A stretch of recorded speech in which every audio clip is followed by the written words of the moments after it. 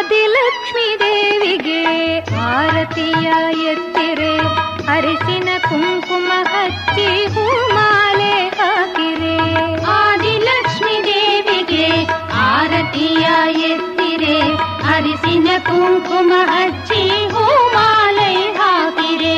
ಧಾನ್ಯಲಕ್ಷ್ಮಿಗೆ ನೀವು ಧೂಪ ದೀಪ ಹಚ್ಚಿರೆ, ಧಾನ್ಯಲಕ್ಷ್ಮಿಗೆ ನೀವು ಧೂಪ ದೀಪ ಹಚ್ಚಿರೆ.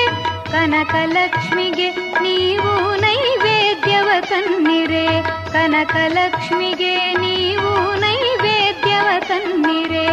ಆದಿಲಕ್ಷ್ಮೀ ದೇವಿಗೆ ಆರತಿಯ ಎತ್ತಿರೆ, ಅರಸಿನ ಕುಂಕುಮ ಹಚ್ಚಿ ಹೂಮಾಲೆ ಹಾಕಿರೆ.